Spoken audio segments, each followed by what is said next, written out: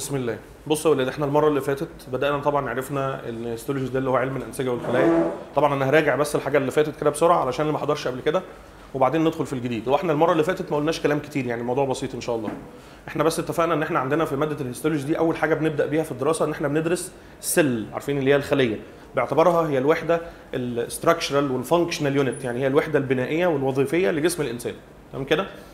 وبعدين عرفنا ان احنا قبل ما ندخل في الشابتر لازم نعمل حاجه اسمها مايند ماب. يعني ايه مايند ماب؟ خريطه بنتخيل كده الشابتر ده من جوه فيه ايه. فاحنا المره اللي فاتت عرفنا ان الخليه، حد فاكر بيبقى فيها كام حاجه؟ حاجتين، في حاجه اسمها سيتوبلازم وفي حاجه اسمها نيوكليوس. بس احنا في الاول بنبدا دراسه بمين؟ بالسيتوبلازم. حتى المره اللي فاتت اتفقنا ان السيتوبلازم فيه كام حاجه؟ 4. في حاجه اسمها سيتوزول واورجانيلز وانكلوجنز وحاجه اسمها سيتوسكيلتون. واتفقنا المره اللي فاتت ان اهم حاجه في الخليه حاجه اسمها ايه؟ الاورجانيلز، اللي هي العضيات. وان العضيات دي في منها نوعين، في حاجه اسمها ممبرينس ونون ممبرينس. يعني اما تلاقي الحاجه العضيه اللي جوه الخليه دي يا اما حاجه ايه؟ عليها غلاف تبقى اسمها ايه؟ ممبرينس، يا اما العضيه دي بدون غلاف فيبقى اسمها ايه؟ نون ممبرينس. طب اسال سؤال كده مهم من المحاضره اللي فاتت، حد فاكر العضيه اللي عليها غلاف بتبقى مغلفه ليه؟ عشان بيبقى فيها انزيمز، والانزيمز اللي فيها ممكن ايه؟ تتسرب وتطلع بره الخليه فتعمل ضرر في الخليه. مش ده الكلام اللي احنا قلناه المره اللي فاتت تقريبا باختصار اهو. طيب المفروض بقى المره دي علشان الناس اللي جايين جداد، احنا المفروض هنبدا نتكلم بقى في العضيات اللي موجوده في الخليه. فاحنا هنمسك بقى الخليه حاجه حاجه نبدا ايه؟ ندرسها. تمام كده؟ اول حاجه من العضيات اللي احنا هندرسها حاجه اسمها سيل ممبرين. ايه السيل ممبرين ده؟ اللي هو غشاء الخليه. واحد هيقول لي في سؤال على فكره هيجي لك بعد الساعه 12 بالليل، لان دايما انت بتستقبل المعلومات وبعدين بيبدا دماغك يشتغل بعد الساعه 12 بالليل، يسالك بقى في الحاجات اللي انت سمعتها اثناء اليوم. اول حاجه من الحاجات اللي هندرسها حاجه اسمها سيل ممبرين. ايه السيل ممبرين ده؟ اللي هو غشاء الايه؟ غشاء الخليه. اول سؤال هيجي لك بالليل يقول لك هو غشاء الخليه ده، يعني لو دي خليه ده الغشاء بتاعها، هو غشاء الخليه ده من العضيات؟ انت كان تخيلك ان العضيات دي اللي هي الحاجات اللي فين؟ اللي جوه، صح ولا ايه؟ ما انا بفكر معاك اهو بدماغك عادي خالص علشان خطوه خطوه. انا مش هسيب اي تساؤل الا لما اكون مجاوبك عليه. بالليل هتلاقي دماغك بقول لك ايه يا معلم، عايزك في سؤال كده. هو غشاء الخليه اللي بره ده اصلا من العضيات؟ انا اسالك سؤال، يعني ايه عضيات؟ فاكر لما احنا المره اللي فاتت اتفقنا ان العضيات دي هي الحاجات الاساسيه الضروريه في الخليه اللي بدونها الخليه تموت ويحصل لها مشاكل؟ اسالك سؤال، ايه رايك لو غشاء الخليه اتقطع؟ كل سنه وانت طيب، ما عادش فيه خليه، الحاجات اللي جوه هتروح فين؟ بره. فكده اصبح ان واضح ان اصلا مش غشاء الخليه بس من العضيات، ده من اهم العضيات. ان غشاء الخليه ده لو اتاثر ايه اللي بيحصل في الخليه كلها؟ الخليه كلها بتبوظ. يبقى اول سؤال عندنا، انتوا معايا ولا ايه؟ احنا في الهيستولوجي في الخليه بندرس عضيات الخليه. اول حاجه من العضيات الغشاء اللي اسمه ايه؟ سيل ممبرين. السيل ممبرين ده ايه رايك من العضيات ولا لا؟ ليه؟ لانه حاجه اساسيه ولا لا؟ اساسيه وضروريه ومهمه، بل من اهم الحاجات اللي في الخليه. لان لو غشاء الخليه ده حصل له اي حاجه صدقني الخليه هتبوظ فورا. خلاص، من اكتر الحاجات اللي بتاثر على الخليه ان السيل ممبرين يحصل فيه ايه؟ مشاكل. يبقى فعلا كلنا دلوقتي متفقين ان السيل ممبرين هو احد العضيات والحاجات الاساسيه الضروريه في حياه الخلايا. ممتاز. تاني حاجه عايز الفت انتباهك ليها، خلي بالك احنا في اول كام محاضره بنعمل اساسيات اللي هنمشي عليها بعد كده. بص يا معلم، كل ماده من المواد اللي انت بتدرسها في سنه اولى ليها اتجاه في الاسئله. يعني مثلا الفسيولوجي دي ماده فيها ميكانيزمات، عارف يعني بيشرح لك فيها حاجات بتشتغل ازاي مش عارف ايه، فبيكون في لعب في الاسئله في الميكانيزم نفسه. لكن الهيستولوجي علم وصفي، يعني ايه؟ بيوصف لك شكل الحاجات، فما فيش ميكانيزم يلعب معاك فيه. طب بيلعب معاك في الامتحان في ايه؟ في الالفاظ. يعني ايه؟ مثلا حاجه ليها اسمين، اسم مشهور والاسم الثاني مش مشهور، مين اللي بيجي في الامتحان؟ اللي مش مشهور. هو ده فكره الهيستولوجي كلها، لان هو علم وصفي. فاهم حاجه؟ انا ما فيش ميكانيزم بحكيه لك فانت ايه تتلخبط فيه، لا ده انا بوصف لك الاشياء. فوصف الاشياء ما فيهوش لعب. امال ايه اللي فيه لعب؟ ان انا لو في حاجه ليها اكتر من اسم انا بسيب لك الاسم الاصلي وتلاقي في الامتحان كله اسامي ثانيه. طيب السيل ممبرين ده عنده اسامي ثانيه، يعني غشاء الخليه الاسم التقليدي بتاعه اسمه ايه؟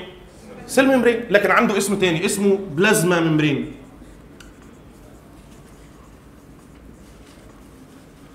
وعنده اسم ثالث اسمه بلازما لما. على فكره يعني في الطب عموما في لغتين بنتكلم بيهم، انجليزيه ولاتينيه. مش عارف انت فاهم القصه دي ولا لا؟ يعني عارف كلمه بلازما ممبرين هي بلازما لما، بس بلازما ممبرين ده انجلش، لكن بلازما لما ده لاتيني. عارف يعني ايه كلمه لما؟ ممبرين، غشاء. يعني انت لما يقابلك مثلا بعد كده في المنهج حاجه اسمها ساركو لما، اجزو لما، عفريتو لما. كلمه لما يعني ايه؟ غشاء، ممبرين. فانت كده عرفت ان بلازما ممبرين وبلازما لما هم مين؟ السيل ممبرين. مين اللي بيجي في الامتحان، سيل ممبرين ولا بلازما لما؟ بلازما لما. صباح الفل كده اول سؤال في الامتحان يقول لك ايه بالبلازما لما، فانت تقول له بلازما لما دي ايه ده؟ اللي هو مين اصلا سعادتك؟ السيل ممبرين. فلا بد ان حضرتك تاخد بالك ان اي حاجه ليها اكتر من اسم. انا بركز عشان انا بعد كده مش هقول لك بقى الكلام ده انت لوحدك اوتوماتيك تبقى عارف. اصل انت احيانا بتيجي تذاكر فبتلاقي الحاجه ليها اسم وبعدين اسم ما بين قوسين، فانت بتقول يا عم كفايه واحد، تروح هناك بقى يقول لك لا مش كفايه. فهمت؟ يبقى السيل ممبرين اسمه سيل ممبرين او قول معايا، او اسمه بلازما ممبرين او اسمه بلازما لم. عنده اسامي تانية بس انا مش حابب اقولها دلوقتي، هنقولها واحنا شغالين في الشرح ان شاء الله، ماشي؟ بس مبدئيا كده دول اشهر حاجه واشهر واحد في الاسئله بلازما لم. ان شاء الله يوم السبت اللي جاي ده تستلم كتاب الاسئله، هتلاقي كده زي ما بقول لك بلازما لم مش عارف ايه اللي هو الاسامي الاسم الايه التاني. ممتاز. طيب احنا اتفقنا المره اللي فاتت ان احنا علشان ندرس اي حاجه من العضيات لابد نتكلم عن عناوين معينه. اول حاجه لازم نعمل حاجه اسمها ديفينيشن. حد فاكر الكلام ده ولا ايه؟ يعني انا عايز اعمل تعريف لغشاء الخليه، انا عايز اشوف غشاء الخليه ده تعريفه ايه؟ ديفينيشن. ايه التعريف بتاعه؟ فاكر لما انا قلت لك لما نيجي نعرف اي حاجه لازم تقول لي في الاول هي ممبرينس ولا نون ممبرينس؟ فايه رايك غشاء الخليه ده ايه؟ ممبرينس. السؤال الثاني اللي هيجي لك بعد الساعه 12 بالليل، لا هيجي يقول لك ايه؟ بقول لك ايه يا الدكتور المره اللي فاتت وهو بيشرح لك قال لك ان العضيات اللي عليها غلاف بيكون اسمها ايه؟ ممبرينس. يقول لك يا معلم هو غشاء الخليه ده عليه غلاف؟ فانت طبعا هتعجز بقى. هو الغلاف، بس انا هقول لحضرتك على حاجه، ركز بقى معايا كويس. شوف في فرق ما بين ان انا اسرد المنهج وخلاص وما بين ان انت تبقى فاهمه. انا متاكد ان انا بعد ما اخلص المحاضره استحاله انت اصلا مش هتذاكر. الموضوع خلصان بالنسبه لك، هتبقى عارف كل حاجه واسمها التاني وايه اللي بيجي وايه اللي ما بيجيش. فركز معايا عشان انا بحاول احط الموضوع ده جواك. بص سيادتك كده كنا بنقول ايه؟ ازاي غشاء الخليه ممبرينس؟ ما احنا اتفقنا ان كلمه ايه؟ ممبرينس معناها حاجه عليها ايه؟ غشاء. فاهم؟ اول حاجه هو احنا عيب علينا ان هو يبقى اسمه سيل ممبرين وما يبقاش ممبرينس، ده هو اسمه ايه؟ سيل ممبرين. فاكيد هو كده كده طبعا الحاجات اللي الممبرينس. الحاجه الثانيه ان انت لما بتيجي تبص بالميكروسكوب الالكتروني، ركز معايا على الخليه، بتلاقي ان في حاجه كده، بص مغطيه مين؟ السيل ممبرين. يعني حضرتك الاسود ده كده اسمه ايه؟ سيل ممبرين. طب عارف ايه الاحمر اللي بره ده؟ حاجه اسمها سيل كوت. واضح ان السيل ممبرين مش هو اخر حاجه في الخليه، في حاجه ايه بعديه. ايه الحاجه اللي بعديه؟ حاجه اسمها ايه؟ سيل كوت. فهو فعلا شكله بتحس ان في حاجه حواليه، فهو فعلا تبع الحاجات الايه؟ الممبرينس. يبقى اول حاجه عرفنا مين الاسود ده اسمه ايه؟ ده هو ايه؟ ده السيل ممبرين. ما تدورش على حاجه، انا بخلص شرح وبعدين بنقرا الورق كلمه كلمه ما تقلقش. امال ده كده اسمه ايه؟ اسمه سيل كوت. يبقى السيل ممبرين عليه طبقه كده بتبان حواليه من بره اسمها ايه؟ سيل كوت. فانا فعلا اقدر اقول ان هو بالعقل وبالمنطق ان هو حاجه تبع الحاجات الممبرينس او اللي عليها غلاف. طيب يبقى احنا اول حاجه في الديفينيشن عرفنا ان السيل ممبرين ده تبع العضيات اللي اسمها ايه؟ ممبرينس اورجانيل. يبقى هو احد العضيات الايه؟ المغلفه. طيب المفروض ان احنا اتفقنا كمان ان احنا في التعريف لازم نعرف ايه فايدته. فايده غشاء الخليه ان هو الاوتر ليميتنج ممبرين ذات انفلوب ذا سيل. يعني ايه؟ يعني هو اللي ماسك الحاجات. انا دلوقتي العضيات اللي جوه مين اللي ماسكهم كده في بعض؟ مين اللي ماسكهم؟ السيل ممبرين. فايه فايدته؟ ان هو بيمسك العضيات ايه؟ جوه. يعني مين اللي ماسك محتويات الخليه؟ مين اللي عامل انفلوب؟ عارف يعني عامل غلاف حواليهم كلهم؟ هو مين؟ السيل ممبرين. ومن فوائد السيل ممبرين حاجتين. اول حاجه انه بيعمل بروتكشن. يعني ايه رايك لو الخليه اتخبطت كده؟ مين اللي بيتخبط؟ السيل ممبرين. فاذا من فوائده انه بيعمل ايه؟ بروتكشن. يعني ايه؟ حمايه. الفايده الاهم لغشاء الخليه واللي احنا هندرسها تفصيلا المحاضره اللي جايه، اهم حاجه الترانسبورت. هسالك سؤال، مين اللي بيتحكم ان حاجه تدخل للخليه او تخرج من الخليه؟ السيل ممبرين. ودي اهم فايده في السيل ممبرين. فاكر لما انا قلت لك لما نيجي نشرح حاجه بيبقى ليها فوائد كتير بس بيكون في فايده هي الاساسيه اللي لو انت في امتحان ريتن ونسيتها هتضيع لك نص الدرجه. فانا لو بسالك عن وظائف ايه؟ غشاء الخليه، ما ينفعش بص اعمل اللي انت بروتكشن مش عارف ايه، اعمل اللي انت عايزه، بس اوعى تنسى كلمه ايه؟ ترانسبورت. يعني السيل ممبرين ده اصلا اهم فايده انه بيتحكم في الحاجات اللي ايه؟ اللي بتدخل واللي بتطلع من الخليه، هو المتحكم في دخول وخروج الاشياء من الخليه. فهمنا كده؟ يبقى اذا السيل ممبرين ممبرينس ولا نون ممبرينس؟ ها؟ ممبرينس، يعني احد العضيات المغلفه، وهو الاوتر ليميتنج ممبرين اوف ذا سيل، يعني هو اللي عامل ايه؟ انفلوب او ماسك العضيات كلها مع بعضها، وبيعمل ايه كمان؟ بروتكشن، وبيعمل حاجه كمان معينه اللي هي الايه؟ او مهمه اللي هي الترانسبورت. ممكن بعد اذن حضرتك نبص في الورق كده، هات كده السيل ممبرين. طبعا كاتب لك جنبه رقم 1، حد يقول لي رقم 1 في ايه؟ في الممبرينس اورجانيلز، ايوه كده، في العضيات اللي عليها ايه؟ غلاف. تعرف تقول لي الاسامي بتاعته الثانيه اسمه ايه؟ بلازما ممبرين، او اسمه بلازما لم، او اسمه يونت ممبرين وتراي لامينار ممبرين، بس سيبهم دلوقتي شويه بس. ماشي. الديفينيشن بتاعه the outer limiting membrane that envelops all the cell. عارف يعني ايه؟ هو الغلاف الخارجي الذي يحوي جميع محتويات الايه؟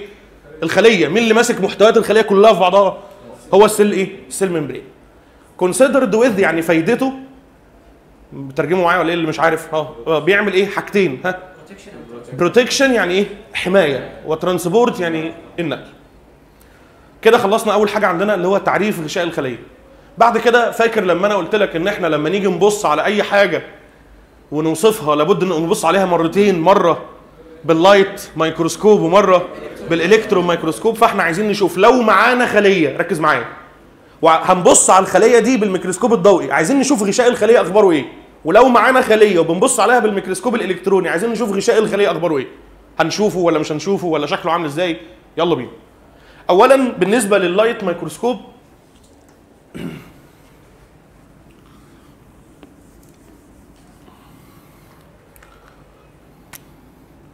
حد فاكر اللايت مايكروسكوب ده؟ ما بيكبرش، قوه التكبير بتاعته ايه؟ 1500، او يعني ضعيفه، يعني مش احسن حاجه. يعني غشاء الخليه ده ممكن في حاجات في المنهج هو ما يشوفهاش. خلاص؟ فانا لو معايا خليه وببص على غشاء الخليه باللايت مايكروسكوب، صعب ان انا اشوفه، مش هشوفه، لان غشاء الخليه ايه؟ رفيع جدا، بيتقاس بالنانوميتر، فانا مش هقدر اشوفه بايه؟ باللايت مايكروسكوب. يعني انا لو معايا خليه ببص على حدودها من بره عشان اشوف الغشاء، مش هتشوفه، مش هتحس ان هو احيانا بيبان كخط خفيف، لكن في الغالب انت ايه؟ ما بتشوفوش. فعشان كده هتلاقيني كاتب لحضرتك ان في اللايت مايكروسكوب غشاء الخليه difficult to be seen. عارف يعني ايه؟ صعب ايه؟ رؤيته. اشمعنى؟ لانه very thin، يعني رفيع قوي او ضعيف قوي. طب ضعيف قد ايه يعني؟ المقاس بتاعه قد ايه؟ بص بقى، خلينا نتعود على حاجه. وانت بتذاكر في المذكره، الرقم اللي انا اقوله في الشرح يبقى رقم مهم، ما اقولهوش يبقى مش مهم. الرقم ده مهم، اللي هو سمك غشاء الخليه من 7.5 ل 10 نانومتر. يعني انت لو جبت غشاء الخليه ده تشوف ايه الثيكنس بتاعه، السمك بتاعه، هتلاقي سمك غشاء الخليه قد ايه؟ من 7.5 ل 10 نانومتر. حد فاكر قاعده قلتها المره اللي فاتت، ان اي حاجه مقاسها بالنانو مش هعرف اشوفها فعلا. يبقى اللايت مايكروسكوب مش هيعرف يشوف غشاء الخليه، لان غشاء الخليه مقاسه صغير قوي بالنانو. لو بالمايكرو بنشوفه، انما بالنانو دي بتبقى حاجه صغيره قوي ما بنعرفش ايه نشوفها. يبقى اذا غشاء الخليه يرى باللايت مايكروسكوب ولا لا يرى باللايت مايكروسكوب؟ لا، ما اقدرش ايه اشوفه. اشمعنى؟ عشان صغير جدا. صغير جدا قد ايه يعني؟ من 7.5 ل 10. ايه رايك؟ كيلو جرام ولا ايه؟ ما خلي بالك، اصل في مقلب حلو جميل بيجي في الامتحان يقول لك ايه، خد تعال. طبعا انت راجل بتذاكر بقى على باب الله، يعني اول مره تشوف هيستولوجي فبتقلب كده، فيجي في الامتحان يقول لك ايه، خد thickness of cell membrane، سمك غشاء الخليه، رقم 1 7.5 ل 10، رقم 2 7.5 ل 10، رقم 3 7.5 ل 10، رقم 4 7.5 ل 10، وبعدين حاطط لك بقى ايه، مايكرو، نانو، كيلو جرام، كيلومتر مربع. فهي تبقى عارف انها بالايه؟ بالنانو. يبقى خلي بالك ان هي من 7.5 ل 10 نانو متر. دي كلمه مهمه، لان انا متاكد وانت بتحل ام سي كيو هيقابلك السؤال ده اللي هو نانو ولا مايكرو ولا كذا، تبقى عارف ان هو بالايه؟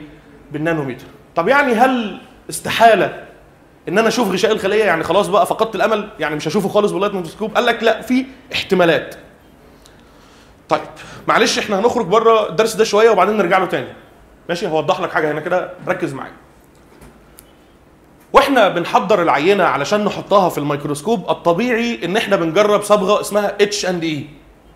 مش انت عارف ان انا قلت لك المره اللي فاتت، ركز بقى معايا عشان الحته دي رخمه، واول سيكشن هتحضره في الكليه هشرحها لك، فهتحس ان انت مش فاهم. فانت لما تفهمها هنا ان شاء الله سد ودانك هناك وخلاص وكبر مخك وخلاص ماشي عشان بتلخبط. فاسمع بقى، انا هخرج بره الدرس شويه وهنرجع تاني للسيل ممبرين. اتمنى ما تنسوش ان احنا فين؟ السيل ممبرين اللي هو غشاء الخليه، اللي هو اول واحد من العضيات. الكلام اللي انا بقوله ده مهم ان انت تبقى فاهم انت بتعمل ايه يعني. بص يا سيدي، فاكر المره اللي فاتت لما انا قلت لك ان احنا علشان نشوف اي حاجه في الميكروسكوب الضوئي لازم نضيف حاجه اسمها ايه؟ ستين، الصبغات.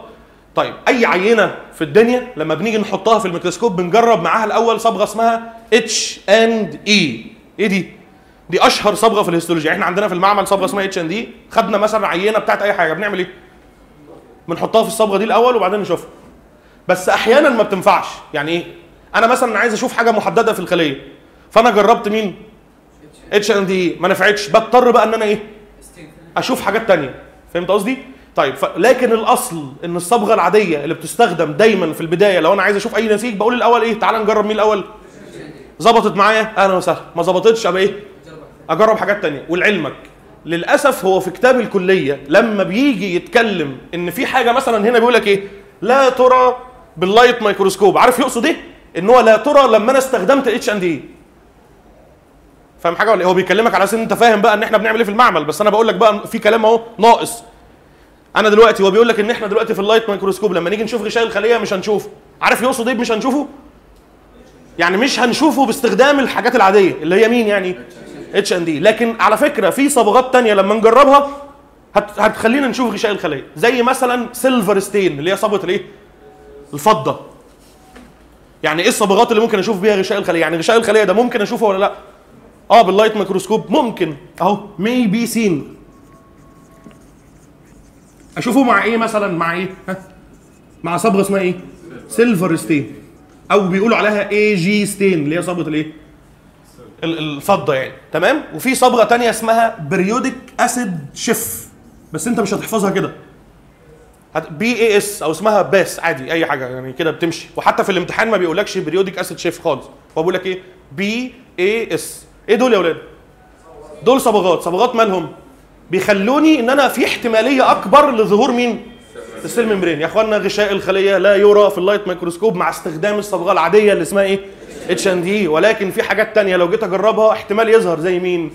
سيلفر ستين والبي اي اس ستين. فهمنا كده ولا ايه؟ طيب ملحوظه عايز اقولها لك عشان وانت بتحل ام سي كيو، مش لازم تكون عارف ترجمه السؤال بالكامل عشان تحل صح. ممكن تحل صح وانت في حاجات مش عارفها. ايه اللي انت بتقوله ده يا دكتور؟ تعال نجرب كده. شوف جاوب السؤال ده كده. سيل ممبرين كان بي ديمونستريتد وذ. ممكن واحد مش انت اصلا مش فاهم حاجه غير كلمه سيل ممبرين اللي في الاول من ساعه ما قال لك كان بي مش عارف ايه وانت رحت في ده. بس السؤال سهل. تعالى احط لك الاتش اند دي ولا سيلفر؟ سيلفر. شكله كده السؤال كان بيقول ايه؟ انت ازاي تقدر تشوف غشاء الخليه؟ فهمت؟ فكلمه سيل ممبرين كان بي ديمونستريتد وذ يعني من الممكن ان يظهر مع. ديمونستريتد وذ يعني ايه؟ فاكر لما انا قلت لك الحصه اللي فاتت ان حل الام سي كيو مكمل؟ فانت لو ذاكرت الدرس ورحت حليت الام سي كيو هتكتشف ان كلمه ديمونستريتد دي كلمه بنستخدمها في الام سي كيو كتير. معناها ايه؟ يظهر. يا اخوانا غشاء الخليه ممكن يظهر مع مين؟ مع حاجتين، مع السيلفر والبي اس ستين، لكن ما بيظهرش مع مين؟ مع الاتش ان دي. معلش انا عايز اعلق بقى على، هو ده النقطه اللي انا عايز اخرج فيها، اللي احنا نعلق شويه على الاتش ان دي ستين. لو حضرتك مركز بص كده اسمها ايه؟ قول كده. اتش ان اي. مش ملاحظ حاجه؟ ان هي ايه؟ نصين. اتش اند اي شكلها مش صبغه واحده، دول ايه؟ صبغتين. صبغه اسمها هيماتوكسلين. اي حاجه اقول لك ما تحفظهاش اسمع كلامي. يعني انا مثلا في دي بي اس قلت لك احفظ بي اي اس، مالكش دعوه.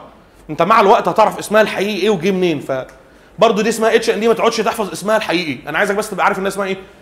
اتش اند اي. لكن انا بخلي بس ودانك تسمعها النطق الصحيح مره. اسمها هيماتوكسلين اللي هو حرف الايه؟ الاتش اند ايوسين اللي هي الصبغه الثانيه. دول كام صبغه؟ صبغتين. دي اشهر صبغه في الهيستولوجي. بنحطهم الاثنين مع بعض بنريح دماغنا. بنجيب العينه اللي احنا بنعملها بنحطها في الهيماتوكسلين ونحطها في الايه؟ في الايوسين. فاحنا كده عملنا حاجه اسمها ايه؟ اتش اند اي ستيننج، يعني حطينا العينه في الاتش اند اي. حلو كده؟ طيب تعال اشرح لك الصبغه دي. الصبغه دي فيها جزئين. قول يا معلم. هو ليه مطبوخه في الاتش وهي مطبوخه في الاي؟ عشان هم بيتفاعلوا مع بعض بيعملوا حوار كده. ما تقلقش خليك معايا بس. انت اسمك ايه؟ انا بحبك جدا يا عبد الله. عارف ليه؟ عشان انت بتضحك على حسيت ان انا دم خفيف. هم كلهم هيعرفوا كده بس بيكتشفوا بعد شويه. انما انت لا لان انت من تاني محاضره وعمال ميت على نفسك من الضحك. ممتاز بجد يعني بالنسبه لي ده كده انت خلاص فاهمني، انت كده من حبايبي يعني. معلش يا ولد يعني انا اسف. خلينا نكمل. اتش ان دي. اصل الحياه من غير يعني اصل انا هستفيد ايه لو انا كئيب وانا بشرح يعني. انا دلوقتي انت كمان الكآبه ده فيروس يعني بيتنقل، فانت هتكتئب انت كمان. لكن بنضحك وبتاع وبعدين الموضوع بسيط. شوف انا بشرح لك ازاي ولا حاجه، الموضوع ماشي في زي السكينه في الحلاوه. ربنا يسترها عبد الله. اتش ان دي يلا اسمها هيماتوكسلين اند ايوسين صح كده؟ بص يا معلم، الصبغه الهيماتوكسلين دي صبغه بيزك يعني قاعديه، والصبغه الاي اسيدك يعني حمضيه. من المعروف قاعده اي واحد في الدنيا عارفها ان الحاجه بتمسك في عكسها. يعني مثلا الحاجه البيزك بتمسك في الايه؟ في الاسيدك، والحاجه الاسيدك بتمسك في الايه؟ فاحنا بنعمل ايه يا معلم؟ بنعمل حركه ذكيه. طبعا الصبغه دي لونها ازرق والصبغه دي لونها احمر، هتلاقيني حتى اعملهم لك باللون. يعني انا دلوقتي لما اجيب الخليه واحطها في صبغه الايه؟ الاتش اللي هي الهيماتوكسلين، الحاجات اللي هتتصبغ هيطلع لونها ايه؟ ازرق. وبعدين لما احطها في الايوسين، الحاجات اللي هتمسك في الايوسين هيطلع لونها ايه؟ احمر. واضح ان الصبغه دي بتطلع كام لون؟ 2. يعني انا لما اجيب عينه ارجوك ركز معايا واحطها في صبغه الايه؟ الاتش اند اي، هلاقي ان في الصوره في الميكروسكوب في حاجات واخده لون ازرق وحاجات واخده لون ايه؟ هسالك سؤال، مين اللي واخد لون ازرق؟ اللي مسك في مين؟ في الاتش. ومين اللي واخد لون احمر؟ اللي مسك في الاي. طب انا هسال سؤال كده، صبغه الهيماتوكسين اللي هي بيزك بتمسك في الحاجات الايه؟ يعني اي حاجه في الخليه اسيدك هيطلع لونها ايه في الاخر؟ ازرق، لانها هتمسك في مين؟ في الصبغه البيزك اللي هي الاتش. اقطع دراعي هنا واعلقه في السنتر ده لو حد فهم اللي انا قلته ده. يابا صباح الفل. خلاص كده يبقى احنا دلوقتي لو عندنا خليه لا مؤاخذه وبعدين الخليه دي فيها حاجه اسيد، الحاجه الاسيد هتمسك في انهي حاجه من الاثنين؟ في الايه؟ في البيزك، فهيطلع لونها ازرق. طب لو انا عندي في الخليه حاجه بيزك هتمسك في انهي واحد؟ هتمسك في مين يعني؟ في الاي اللي هي اسيدك، وهيطلع لونها ايه؟ الالوان بقى عندنا في الهيستولوجي للاسف ما بنقولش عليها ازرق واحمر بلو ريد والكلام ده. انت عارف عشان الماده برضو يبقى فيها حوارات، اصل مش هينفع كده بلو ريد كده، احنا بنخلي الماده تعبانه. فقال لك ان اللون الازرق. ازيك يا مرعي حبيبي؟ عامل ايه؟ كله تمام؟ عم تكلم والله. رجعت تاني ولا ايه؟ رقم واحد في الاستوديو حبيبي مفيش حد. ربنا يوفقك. ماشي ولا قاعد؟ والله كنت عايز اقعد بس انت متاخر. طب كلمني. قدامك قد ايه؟ قدامي نص ساعه. طيب جاي. اتش ان دي خلاص عرفنا ان الاتش دي شق بيكون بيزك، والاي بتكون اسيدك. وهاتها ازاي بالراحه، كل ما تفكر مع نفسك قول خلاص انا همشي ازاي. ان انا معايا خليه، الخليه فيها حاجات مثلا اسيدك هتمسك فين؟ في البيزك، فهيطلع لونها ايه؟ ازرق. خلاص كده. ولو انا معايا خليه فيها حاجات بيزك هتمسك في الايه؟ في الاسيدك، فيطلع لونها ايه؟ احمر. كلام جميل خالص اهو. طيب الحاجات اللي بيطلع لونها ازرق بنسميها بيزوفيليك، والحاجات اللي بيطلع لونها احمر بنسميها ايه؟ اسيدوفيليك. يعني انا عندي لونين، في لون اسمه ايه؟ بيزوفيليك وايه؟ بيزوفيليك يعني لون ايه؟ ازرق. حتى بص الحركه دي، بص انت ايه فكرت ايه؟ بيزوفيليك بلو اللي هو لونها ازرق، والاسيدوفيليك احمر. واحد هيقول لي يا عم ما هو ازرق، اقول له مالكش دعوه اسمع بس اللي بقول لك عليه. بص يبقى بيزوفيليك يعني لون ايه؟ بلو ازرق يعني، واسيدوفيليك يعني لون. طيب انا عشان حتى يطمئن قلبي تعالى هسالكم بطريقه مختلفه. انا عندي حاجه في الخليه طلع لونها ازرق، يعني لونها ايه؟ طيب هنعيد اللقطه تاني وكل الناس ترد عشان بزعل نفسيا، بحس ان انا بعمل حاجات على الفاضي. فاهم يا اولاد؟ عندنا خليه طلع فيها حاجه لونها ازرق. كلمه ازرق يعني ايه؟ بيزوفيليك. يعني الحاجه دي لونها ازرق يعني بيزوفيليك. خلاص؟ يعني مسكت في الصبغه البيزك، يبقى الحاجه دي اصلا ايه؟ يعني الحاجه البيزوفيليك اصلا هي ايه؟ اسيدك، والحاجه الاسيدوفيليك هي اصلا ايه؟ بيزك. خلاص كده؟ ممتاز. يبقى الصبغه دي بتطلع كام لون؟ لونين، لون ازرق الله لون ايه؟ برافو عليك، بيزوفيليك وايه؟ واسيدوفيليك. الصبغه دي لو حطيناها على غشاء الخليه، لا ده انا بحاول اعمل اسقاط على الدرس اللي احنا كنا فيه. ايه رايك؟ مش هيبان. يبقى واضح ان غشاء الخليه ما بيظهرش في اللايت مايكروسكوب لو انا استخدمت مين؟ لكن لو انت بتستخدم حاجه ثانيه ممكن يظهر. مين الحاجات الثانيه اللي ممكن يظهر معاها؟ السيلفر والبي اس 16. ممتاز. حاجه بقى صغيره كده كمان، قول. هو كده السيل ممبرين اسيدك ولا؟ والله هو فيه بروتين، يعني فيه حورات، بس الاسيديتي والحاجات اللي فيه مش عاليه، فما بيمسكش اصلا في الايه؟ في الستين. ماشي. بص كده، عايز اقول لك بقى على معلومه كمان. على فكره، فاكر لما انا قلت لك المحاضره اللي فاتت ان في محاضره في اول الكليه هتاخدها 3 صفحات احنا مأجلينهم؟ عارف شرح صبغه الاتش ان دي فيهم، والمعلومه اللي انا هقولها دلوقتي فيهم. واضح ان احنا فعلا كل شويه هتاخد معلومات من المحاضره اللي احنا سايبينها. احنا سايبين محاضره في الاول لانها بالنسبه لك في الاول بتبقى رخمه، فانا بشرحها بترتيب معين. يعني شرح الاتش ان دي اللي انا بقوله ده في المحاضره الايه؟ الاولى، اللي هي حاجه اسمها مقدمه لعلم الهيستولوجي. انا كده خدت حته من بتاعه المقدمه. حاجه كمان هقولها من المقدمه. بص بقى، فاكر لما احنا اتفقنا ان مين ده؟ سيل ممبرين. امال مين ده؟ اوعكم مش فاكر ده اسمه ايه؟ سيل كود. السيل كود ده تركيبه او مليان كربوهيدراتس، عارف يعني مليان سكريات. في قاعده بتقول ان اي حاجه فيها سكريات كتير بتحب تمسك في الصبغتين دول. يعني واضح ان انا لما بدلق الصبغتين دول اللي هم اسمهم سيلفر وباستين بيروحوا يمسكوا فين؟ في السيل كود، فبيظهر الحدود بتاعت الايه؟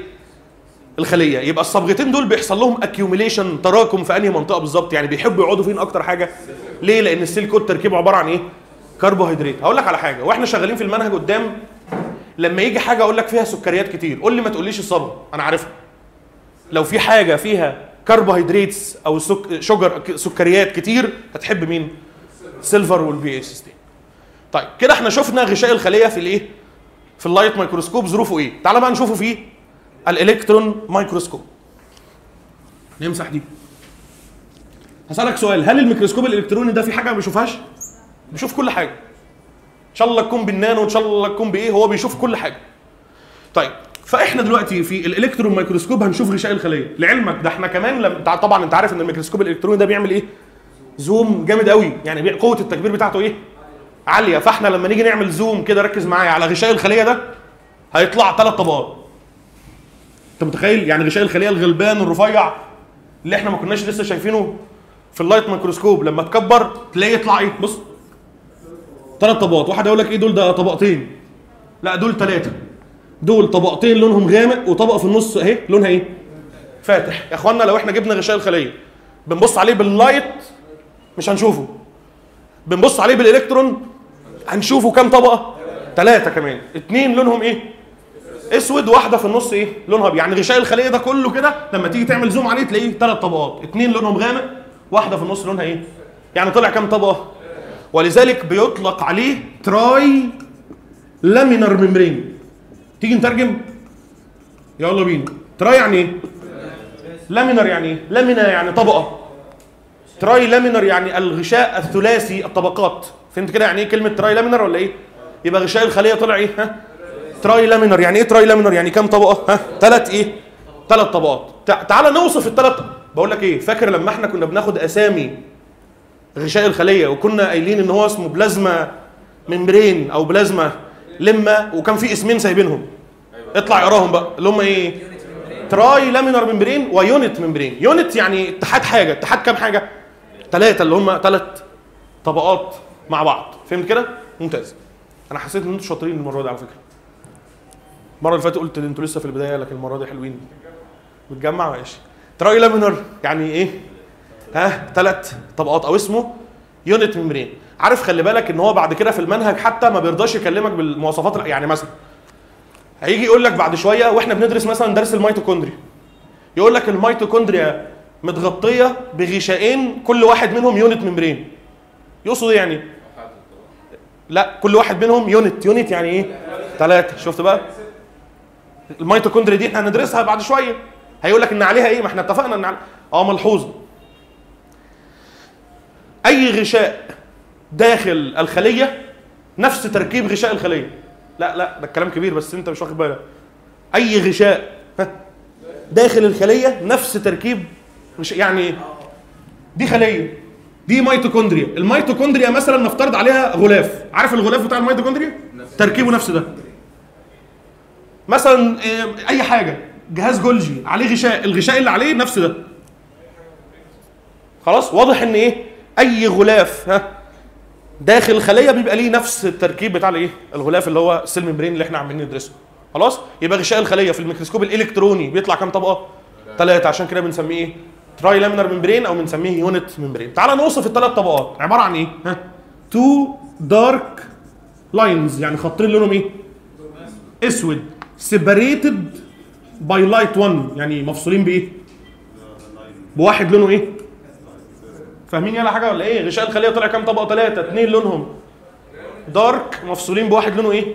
لايت. حد فاكر المره اللي فاتت لما قلت لك ان الحاجات اللي بيطلع لونها اسود بنسميها دارك او نقدر نقول عليها الكترون دنس، يعني الخطين دول اسمهم ايه؟ الكترون دنس لاينز، يعني طبقتين. واللونه ابيض بنسميه اللايت او بنسميه الكترون ليوسنت. تاني الحتت السوداء بيبقى اسمها ايه؟ الكترون دنس او اسمها دارك عادي، والحتت البيضاء بيكون اسمها ايه؟ حد فاكر ليه؟ انا قعدت قلت لكم المره اللي فاتت حوار كده، فاكر الميكروسكوب الالكتروني بيخبط في الحاجه ده؟ ايه الكلام الجميل ده؟ شاطرين يلا ولا انتوا خلفتوا توقعاتي ليه كده؟ ما حسيت. خلي بالك بقى وانت بتحل ام سي كيو بيقول لك ايه؟ تعال شوف كده السؤال ده. يقول لك غشاء الخليه في ايه؟ قطه ولا ايه؟ ده من حلاوه الشرح، فاهم؟ جت قالت لك لا تعالى نقعد بقى نشوف الراجل ده بيقول ايه. ما تخافوش ده بناين يعني حاجه حلوه. بص يا سيدي، وانت في الاسئله بتحل يقول لك ايه؟ اختار الكوريكت الجمله الصحيحه بالنسبه للسيل ممبرين. هتلاقي كاتب لك ايه؟ ان هو 2 الكترون دنس لاينز سيبريتد باي الكترون ليوسنت 1، صح ولا غلط؟ صح. ان هو بدل بس كلمه دارك بدنس وكلمه لايت باليوسنت، هو دي اقصى حاجه هو بيعملها في الامتحان. بص بقى شفت لعبه الهيستولوجي في ايه؟ في الالفاظ. كل ما يبقى عندك حصيله لغويه حلوه كل ما تجاوب في الهيستولوجي. فهمت كده؟ ممكن نقرا الالكترون مايكروسكوبيك بيكتشر، هتلاقي كاتب لك ان غشاء الخليه عباره عن ايه؟ 2 دارك لاينز او بنسميهم ايه؟ الكترون دنس سيبريتد باي، يعني مفصولين بايه؟ بلايت 1 اللي هو بنسميه الكترون ايه؟ ليوسنت. عشان كده غشاء الخليه بنسميه ايه؟ تراي لامينار ممبرين او نقدر نقول عليه ايه؟ يونت ممبرين. انا عايز اقول لحضرتك على حاجه كمان، ان احنا لما بنيجي نبص على غشاء الخليه في الميكروسكوب الالكتروني احنا بنلاقي كام طبقه اتفقنا؟ وبنلاقي عليه حاجه كده، بص فازي لاير. عارف يعني ايه فازي لاير؟ يعني طبقه ضبابيه كده، ان هو حاجه مش باينه قوي. شايف الطبقه اللي بره دي حاجه اسمها سيل كوت. الله، فاكر مش احنا اتفقنا ان غشاء الخليه عليه ايه؟ فلما نعمل زوم غشاء الخليه نفسه بيطلع كام طبقه؟ والسيل كوت بيبان فازي لاير، يعني طبقه ضبابيه غير مكتمله، يعني طبقه كده مقطعه. يبقى اذا الطبقه اللي بره دي شكلها ايه؟ فازي لاير. طب هي عباره عن ايه اصلا؟ هي مين اساسا؟ السيل كوت. السيل كوت اللي هو على، طب انا اسال سؤال، الفازي لاير دي بلاقيها على ناحيه واحده ولا على ناحيتين؟ على ايه؟ ناحيه واحده. اللي فين؟ اللي بره، لان هو ده مكان الايه؟ السيل كوت. فهمنا كده؟ ممتاز. على فكره السيل كوت عنده اسم تاني اسمه جلايكو كاليكس. في الامتحان بقى يجي يقول لك ايه رايك؟ بيجيب لك سيل كوت؟ لا، يقول لك ايه الجلايكو كاليكس اخباره ايه؟ انت تقول له جلايكو كاليكس مين يا عم؟ انا ما اعرفوش، انا اللي اعرفه سيل كوت. فالسيل كوت اسمه تاني ايه؟ على فكره لو انت جيت تركز شويه في الكلام تلاقي له معنى. جدع، فاكر لما قلت لك ان السيل كوت ده مليان ايه؟ مليان سكريات. هو اسمه ايه؟ جلايكو كاليكس، يعني حاجه مليانه ايه؟ سكريات. يبقى اقرا كده عند حضرتك هتلاقي كاتب لك there is a fuzzy layer، يعني في طبقه ضبابيه found only on the outer side، يعني موجوده فقط على الناحيه الخارجيه بتاعت السيل ممبرين. اسمها ايه الطبقه دي؟ او اسمها ايه؟ طيب تيجي نحل السؤالين اللي موجودين تحت دول. يلا بينا. بيقول لك في اللايت مايكروسكوب البلازما لما ده اللي هو مين يعني؟ اختار كده، هقرا كل جمله وانت قولي لي صح ولا غلط. بالنسبه لغشاء الخليه كان بي سين وذ ايرن هيماتوكسين؟ لا غلط. هو كان بي سين مع مين؟ مع السيلفر والبيس، صح ولا لا؟ طيب يبقى اول واحده دي غلط. المقاس بتاعه من 7 ل 10 مايكرو؟ غلط. شفت؟ 7 10 نانو. difficult to be seen with H and A. صح، يبقى الجمله الصحيحه سي. انا اصلا اكتر حرف بحبه في حياتي حرف السي في الاختيارات، يعني لو انت احترت في حاجه خد سي حبا فيا وفي انت فاهم، ربنا يسترها. هي ليها اساس علمي بس انا مش حابب اقوله لكم دلوقتي، يعني خلينا ان شاء الله لما الدراسه تبدا كده الاسبوع اللي جاي بقول لكم قواعد حل الام سي كيو. خلاص في قواعد معينه، يعني لو افترض ان في سؤال انت مش عارفه هل بتتعامل معاه عشوائي؟ لا طبعا انا بخليك تتعامل معاه بطريقه معينه، بس في الغالب بتختار سي في الاخر. برافو عليك. اصل اللي بيحط الامتحان انا هفهمك حاجه، احنا عندنا الامتحان مش كمبيوتر، ده عقل بشري، يعني واحد اللي بيكتب الاسئله. طيب فهو ما بيحبش الاجابه تبقى اول واحده لانها قريبه قوي من يعني فاهم، تخيل انت بتقرا سؤال وطلعت الاجابه هي ايه؟ بايخه، فهو ما بيحبش يحطها ايه؟ اول واحده، ولا بيستنى نفسيا انه يحطها اخر واحده، يعني بيتعب نفسيا لو فضل يكتب حاجات غلط 3 مرات. فهو لا بيحب ايه؟ اول واحده ولا بيحب اخر واحده، فبيقع الاختيار ما بين ايه؟ بي وسي، وانا شخصيا بحب السي، فانا شايف انت تختار. خلاص؟ ربنا يسترها عليكم. ربنا يسترها، انتوا هتضيعونا. خلاص كده يبقى الاجابه ايه؟ سي. بيقول لك ده سؤال من المحاضره اللي فاتت، الاورجانيلز عارفها اللي هي العضيات، اختار. نون اسينشال مش اساسيه؟ لا. الاجابه برضه سي؟ سي صح، بيرمننت ستراكشر. ماشي، وحتى امي لا اعمل فيكم مقلب الامتحان الجاي ولا في واحده سي. طيب ماتش كده، وصل.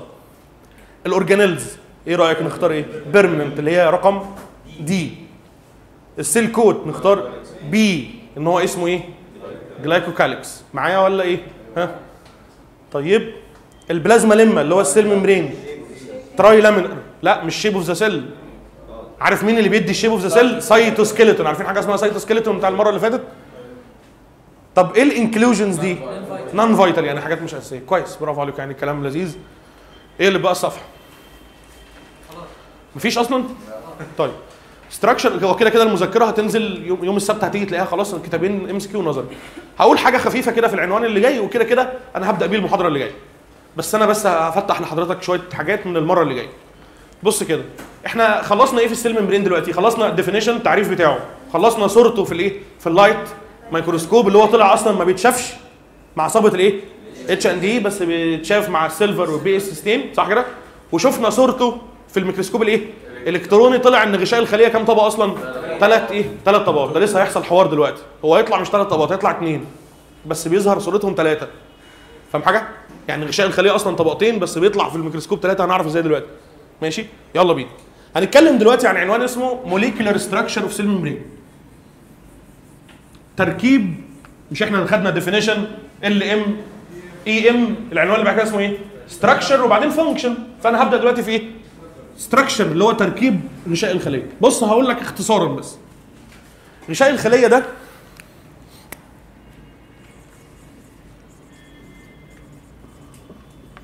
حبيتوا الماده ولا لسه؟ لسه؟ طب انا طيب حب صح؟ ما علينا بالماده، انا اصلا اخر حاجه بدور عليها الماده. انا بتكلم على حبك انت الشخصي ليا، مالكش دعوه بالماده، فاهم؟ بص يا سيدي، غشاء الخليه دايما هنكتب عليها ان شاء الله المره اللي جايه. هقول لحضرتك تكتب كده 3 في 2. عارف انا بعمل ايه؟ بحاول احط لحضرتك لما بيكون في عنوان كبير بتاع ده شرحه كتير، الصفحه دي اللي هو تركيب غشاء الخليه، فانا بحط لك رقم في بدايه الصفحه عشان تفضل فاكر بيه ان غشاء الخليه ده تركيبه ايه. بص، عارف يعني ايه 3 في 2؟ يعني في كم مكون؟ 3 مكونات، وكل مكون في منه نوعين. فغشاء الخليه عباره عن ايه؟ 3 في 2. يعني ايه 3 في 2؟ ان هو جواه، مركزين معايا ولا ايه؟ غشاء الخليه مكون من كام حاجه؟ 3 حاجات، وكل حاجه في منها نوعين. تعال بس نشوفهم على الرسمه وخلاص ونتكل على الله. اول حاجه غشاء الخليه فيه ليبيد، يعني جواه دهون، وجواه كمان بروتينز، وجواه كمان كربوهيدراتس. يعني هو فيه كام حاجه؟ 3. اعلى حاجه بالنسبه للوزن، شوف انا بكلم ناس شاطرين، لما اجي ارسم لك غشاء الخليه هيطلع ان اكتر حاجه في الشكل وانت بتبص عليه الليبيد. يعني انت بتبص كده على غشاء الخليه هتلاقي مليان ايه؟ بس الموضوع مش بالشكل، بالموليكولر، بالويت، بالوزن. هو في الامتحان مش هيسالك على الشكل، هيقول لك مين اكتر حاجه في غشاء الخليه بالموليكولر ويت، بالوزن. هو مين؟ البروتين. نسبته تقريبا حوالي 50%، من 50 لحد 60 كمان في المية. اقل حاجه هي الكربوهيدرات بنسبه حوالي ايه؟ 10%. يعني تقدر تقول لي ترتيب المكونات اللي في غشاء الخليه، مين اكتر حاجه بعدين مين بعدين مين؟ بروتين ليبيد كربوهيدرات. اكتر حاجه بروتين، اقل حاجه الكربوهيدرات. تعال نرسم كده غشاء الخليه. بص يا سيدي، غشاء الخليه شكله عامل كده. واحد يقول لي ايه يا عم اللي انت بترسمه ده؟ دي بلالين دي ولا ايه؟ بص يا معلم،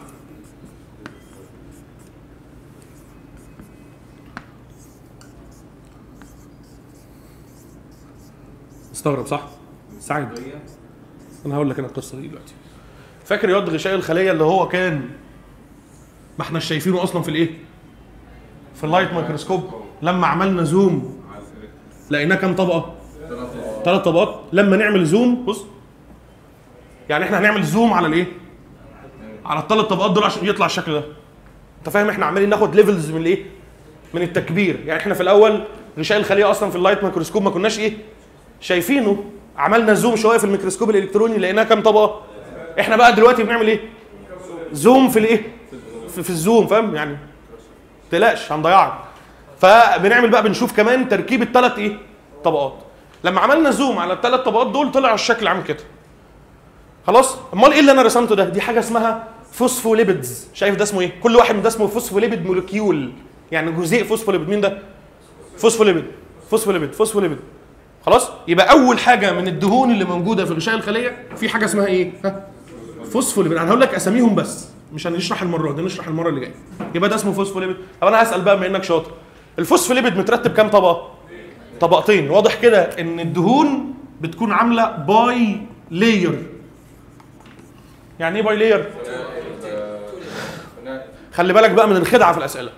السؤال بيجي في الامتحان ازاي؟ يقول لك بص according to EM picture of cell membrane يطلع كام طبقه؟ 3.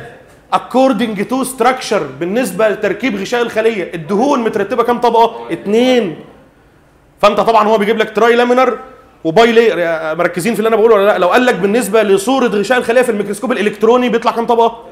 طب قال لك تركيبه لما نيجي، طبعا انا هفهمك الحته دي المره اللي جايه، بس انا عايزك تبقى فاهم ان لو سالك على التركيب الدهون كام طبقه؟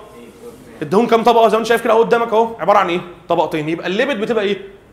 اصل الواد بيعمل ايه في الامتحان؟ بيقول لك بالنسبه لتركيبه الليبيد ويحط لك رقم 1 تراي لامينر، فانت تقول يا لهوي تحفه، انا بحبها تراي لامينر دي، فما تختارهاش. لو بيسالك عن الدهون مترتبه كام طبقه قول له ايه؟ قول له 2 بس. تمام؟ طيب في حاجه كمان، شايفين الجزيئات الصغيره اللي انا برسم؟ على فكره عارفين ده ليه اسمه فوسفوليبيد؟ عشان الهيد فيها ايه؟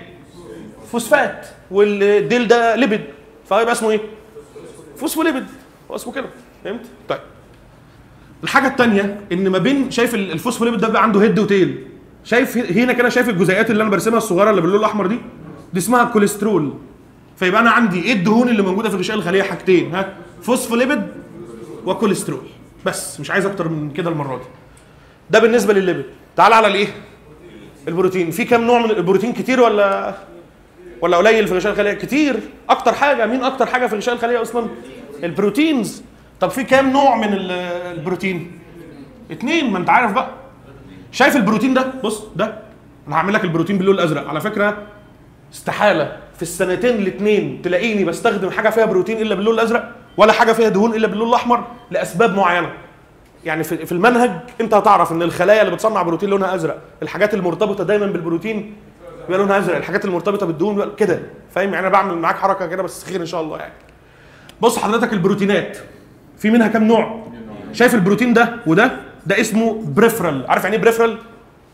يعني خارجي، يعني على اطراف الغشاء. مش ده غشاء الخليه؟ ايه رايك في البروتين ده وده؟ هل هو في النص ولا على الاطراف؟ يبقى اسمه بريفرال. عارف يعني ايه بريفرال ولا لا؟ بريفرال يعني ايه؟ خارجي على الاطراف. مركزين ولا ايه؟ يبقى ده كده اسمه ايه؟ بريفرال ايه؟ بروتين، او اسمه اكسترينسيك، مش مشكله. خلينا دلوقتي في كلمه ايه؟ بريفرال. طب ايه رايك في قطعه البروتين دي؟ هل هي على الاطراف ولا جوه الغشاء؟ يبقى اسمها انتجرال. عارف يعني ايه انتجرال؟ يعني جوه. يبقى البروتين فيه منه ايه؟ بريفرال وانتجرال. البروتين اللي بره اسمه ايه؟ بريفرال، والبروتين اللي جوه اسمه ايه؟ انتجرال. اقطع دراعي لو حد عارف انا بقول ايه. في كام نوع من الدهون؟ 2. في كام نوع من البروتين؟ 2. تعرف تقول لي ايه نوعين الدهون؟